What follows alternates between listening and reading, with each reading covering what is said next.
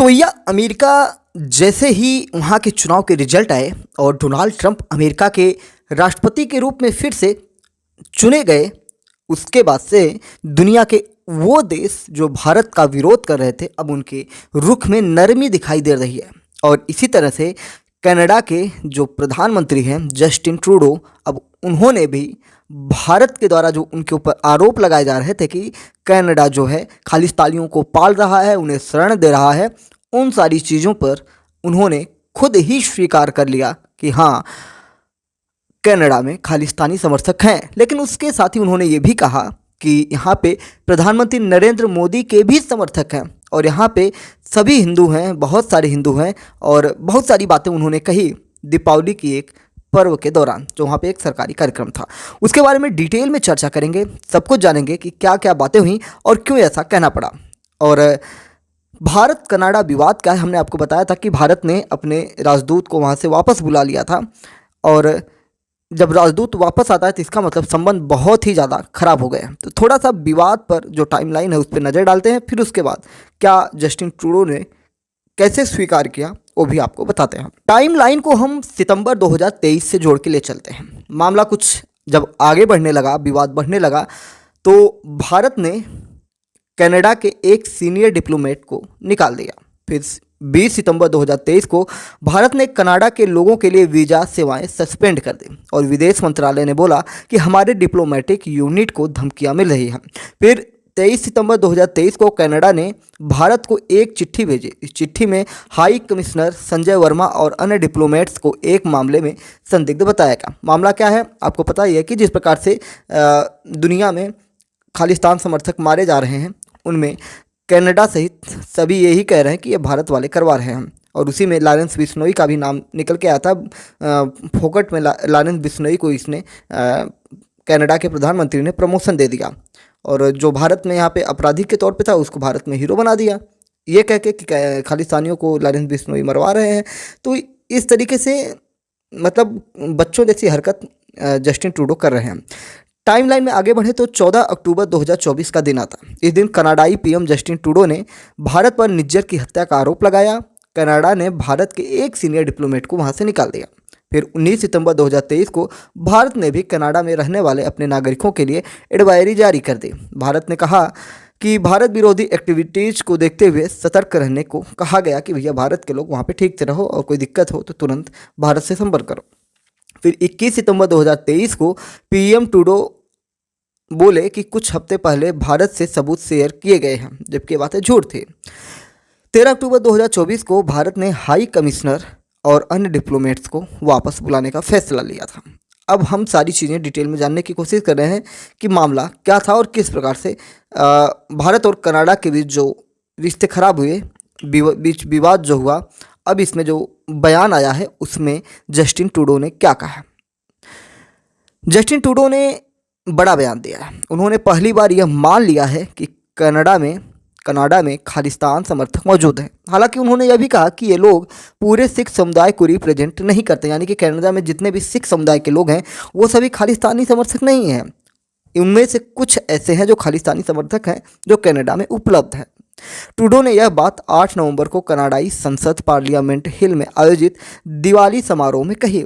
उन्होंने यह भी कहा कि कनाडा में रहने वाले कई हिंदू प्रधानमंत्री मोदी के समर्थक भी हैं, लेकिन वे पूरे कनाडाई हिंदू समाज का प्रतिनिधित्व नहीं करते। दरअसल भारत का आरोप है कि कनाडा खालिस्तानी आतंकियों को शरण देता है और इस आरोप को अब तक कनाडाई प्रधानमंत्री और अन्य मंत्री खारिज करते आए थे कि हमारे यहाँ ऐसा कुछ नहीं है। लेकिन ऐसे में जब ट्रूडो ने बयान दिया तो ये बयान काफ़ी अहम माना जा रहा है और कहीं ना कहीं ट्रूडो का डर है कि ट्रंप हैं इधर, भारत लगातार मतलब एक से एक बड़े कदम उठाए जा रहा है। और ये रिश्ते खराब होने के बाद फिर आपने देखा होगा कि एलन मस्क ने भी कह दिया कि भैया बेटा तुम हारने वाले हो चुनाव, और उम्मीद है कि फंडिंग भी की जाएगी, क्योंकि बड़े बड़े देश जो होते हैं छोटे छोटे देशों में सत्ताएं बदलते हैं। अभी आपने बांग्लादेश में देखा, पाकिस्तान में देखा कैसे सत्ताएं बदली, और दुनिया के कई देशों में ऐसी छोटी बड़ी घटनाएं आप सुनते होंगे, देखते होंगे। इसीलिए मैं कहता हूं कि एमपीएस हिंदी से जुड़ जाइए कि दुनिया में जब सत्ता परिवर्तन होता है या बड़ी घटना घटती है तो एमपीएस हिंदी उसे कवर करता है। हुआ क्या था, घटनाक्रम क्या था? जैसे कि ट्रूडो ने कहा कि वो पूरे कनाडाई हिंदू समाज का प्रतिनिधित्व नहीं कर रहे हैं कौन? प्रधानमंत्री मोदी, लेकिन मोदी के समर्थक हैं। दरअसल भारत का आरोप है कि कनाडा खालिस्तानियों को शरण दे रहा है और इस आरोप को अब तक कनाडाई पीएम खारिज कर रहे थे और अब मान लिए हैं तो बात आगे बढ़ चुका है। कनाडा ने 8 नवंबर से स्टूडेंट डायरेक्ट स्ट्रीम यानी कि SDS वीज़ा प्रोग्राम बंद कर दिया है। न्यूज़ एजेंसी जो है AP के मुताबिक कनाडा ने 2018 में SDS वीज़ा प्रोग्राम शुरू किया था। इसके तहत 14 देशों के छात्रों को जल्दी वीज़ा देने के लिए यह प्रोग्राम शुरू किया गया था। इन 14 देशों में भारत के अलावा पाकिस्तान, चीन, मोरक्को जैसे देश शामिल हैं। कनाडा सरकार अपने यहाँ आने वाले अप्रवासियों की संख्या में कटौती करना चाहती है। इस वजह से यह कदम उठाया गया है। सरकार ने अपनी वेबसाइट पर बताया है कि हम दुनिया के सभी छात्रों को समान अवसर प्रदान करना चाहते हैं, इसलिए कुछ देशों के लिए शुरू हुई स्टूडेंट डायरेक्ट स्ट्रीम को बंद करने का निर्णय लिया गया है। अब दुनिया भर के सभी छात्र समान रूप से स्टूडेंट वीज़ा के लिए आवेदन कर सकते हैं। कनाडा के ब्रैम्पटन में 3 नवंबर को खालिस्तानी समर्थकों ने हिंदू सभा मंदिर परिसर में मौजूद लोगों पर हमला कर दिया। इस दौरान हमलावरों के हाथों में खालिस्तानी झंडे थे। उन्होंने लोगों पर लाठी डंडे से हमला किया था। इस दौरान मौके पर पहुंची पुलिस ने भी श्रद्धालुओं के साथ मारपीट की थी और इसका वीडियो सोशल मीडिया में वायरल हुआ था। कुल मिलाजुलाकर हिंदुओं के साथ अत्याचार का मामला निकल के आ रहा था और खालिस्तानी समर्थक और कनाडा की पुलिस दोनों मिलकर इनके साथ मारपीट कर रहे थे। प्रधानमंत्री मोदी ने इस हमले की निंदा की थी। उन्होंने सोशल मीडिया पर लिखा था कि मैं कनाडा में हिंदू मंदिर पर जानबूझकर किए गए हमले की कड़ी निंदा करता हूं।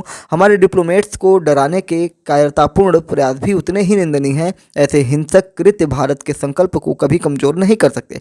हमें उम्मीद है कि कनाडा सरकार न्याय सुनिश्चित करेगी और कानून के शासन को बनाए रखेगी। फिर कनाडाई प्रधानमंत्री जस्टिन ट्रूडो ने भी मंदिर पर हुए जो हमले हैं उसकी निंदा की और उन्होंने कहा था कि ब्रैम्पटन में हिंदू सभा में मंदिर में हुई हिंसा को स्वीकार नहीं किया जा सकता। हर कनाडाई को अपने धर्म का स्वतंत्र और सुरक्षित तरीके से पालन करने का अधिकार है।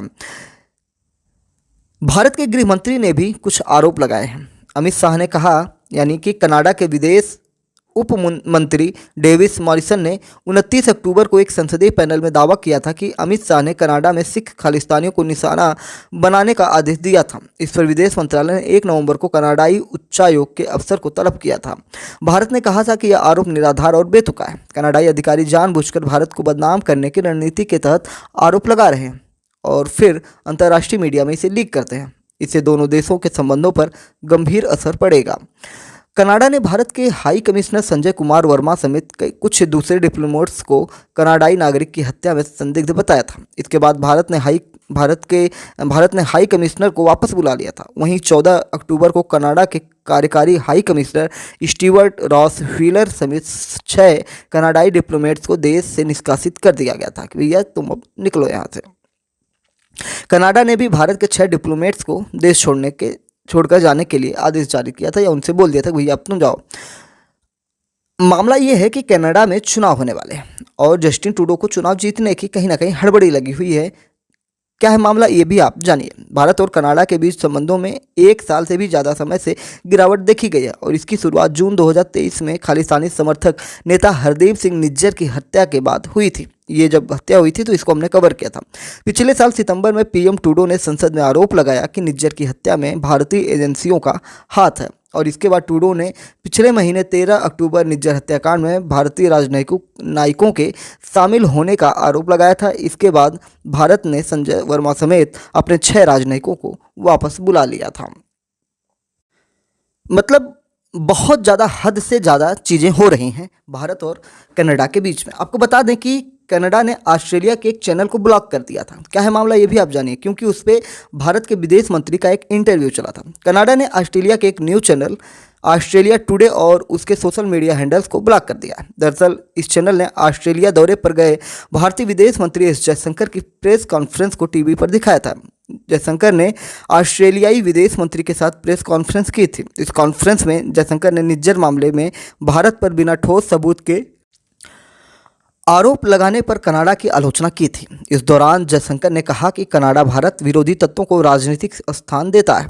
साथ ही कनाडा में भारतीय राजनयिकों की की जा रही निगरानी की भी निंदा की थी। भारतीय विदेश मंत्रालय ने कनाडा के इस कदम को हिपोक्रेसी बताया था। विदेश मंत्रालय के प्रवक्ता रणधीर जायसवाल ने कहा कि विदेश मंत्री एस जयशंकर की प्रेस कॉन्फ्रेंस के कुछ घंटों बाद ही कनाडा ने ये कर दिया था। विदेश मंत्री एस जयशंकर 3 से 7 नवंबर तक ऑस्ट्रेलिया के दौरे पर थे। इस दौरान एस जयशंकर ने बिजनेस लीडर्स और कई कंपनियों के सीईओ के साथ बातचीत की थी। साथ ही 15वें भारत ऑस्ट्रेलियाई फ्रेमवर्क डायलॉग में भी हिस्सा लिया था। वे आज सिडनी भी गए थे वो, और ऑस्ट्रेलिया विदेश मंत्री के साथ उन्होंने प्रेस ब्रीफिंग में हिस्सा लिया था। ब्रीफिंग के दौरान एस जयशंकर ने कनाडा के जुड़े सभी मुद्दों पर अपनी बातें रखी थी और जयशंकर ने कई बातों पर अपना जोर दिया था। इसमें कनाडा का निज्जर हत्या मामले में किसी बिना ठोस सबूत के आरोप लगाना, भारतीय राजनयिकों की निगरानी करना और भारत विरोधी तत्वों को राजनीति में या राजनीतिक स्थान शामिल हैं, जैसे उनको सरकार में शामिल कर लेना, ये सारी चीज़ें थी। एक और मामला इसमें निकल के आया है कि कनाडा ने भारतीय शिविर जो होते हैं उनको सुरक्षा देने से इनकार कर दिया था। क्या मामला, ये आपको महत्वपूर्ण है, ये जानना चाहिए कि दुनिया वाले किस प्रकार से भारत के साथ अपनी जीत को सुनिश्चित करने के लिए भारतीय नागरिकों के साथ किस प्रकार का दुर्व्यवहार कर रहे हैं। विदेश मंत्रालय के प्रवक्ता रणधीर जायसवाल ने बताया था कि कनाडा ने भारतीय कांसुलेट शिविरों को सुरक्षा देने से इनकार कर दिया। इसके चलते भारत को इन शिविरों को रद्द करना पड़ा। टोरंटो में स्थित भारतीय कांसुलेट इस हफ्ते कुछ शिविरों का आयोजन करने वाला था। दरअसल भारतीय कांसुलेट जनरल ने 27 सितंबर को पेंशन सर्टिफिकेट के लिए कनाडा के अलग अलग शहरों में 14 शिविर लगाने की घोषणा की थी। ये सितंबर की घटना है और इस शिविर में 2 नवंबर से 23 नवंबर के बीच विनिपेग, ब्रैम्पटन, हैलिफैक्स और ओकविल में आयोजित किए जाने थे। लेकिन जो नवंबर में कार्यक्रम थे, इनमें सुरक्षा नहीं मिल पाने की वजह से कुछ शिविरों को आयोजित नहीं किए जाने की बातें निकल के आ रही हैं। क्योंकि जब सुरक्षा नहीं रहेंगी तो खालिस्तानी समर्थक जो हैं इस पर हमला कर सकते हैं। जैसे उस मंदिर पर हमला किया गया था, हिंदू मंदिर पर। थोड़ा सा आपको बता दें कि कांसुलेट कैंप होता क्या है। कांसुलेट कैंप वो होता है कि भारत के जितने लोग कनाडा में जितने लोगों को भारत सरकार से पेंशन मिलती है, मतलब कनाडा में रहते हैं लेकिन भारत सरकार पेंशन देती है, उन्हें लाइफ सर्टिफिकेट जमा करना होता है। इसके लिए हर साल नवंबर में भारतीय उच्च आयोग की तरफ से कैंप लगाए जाते हैं। जो शहर उच्च आयोग से दूर है, वहाँ के लोगों की मदद के लिए धार्मिक जगहों जैसे गुरुद्वारों और मंदिरों में कैंप लगाए जाते हैं। सर्टिफिकेट के लिए कैंप लगने से एक हफ्ते पहले अपना नाम दूतावास को देना होता है। 3 नवंबर को ब्रैम्पटन के हिंदू सभा मंदिर में यह कैंप लगा था। यह मंदिर ब्रैम्पटन और आसपास के इलाकों में सबसे बड़ा मंदिर है। ऐसे ही कैंप सारे और कैलगरी में भी लगाए गए थे। तो उम्मीद है कि अभी तक के घटनाक्रम से आप कहीं ना कहीं रूबरू हो चुके होंगे, और फिर जो भी घटनाक्रम आगे होंगे उससे भी हम आपको रूबरू कराते रहेंगे, उसकी जानकारी आप तक पहुंचाते रहेंगे। फिर से याद दिला दें कि यूट्यूब पे सब्सक्रिप्शन बिल्कुल फ्री होता है।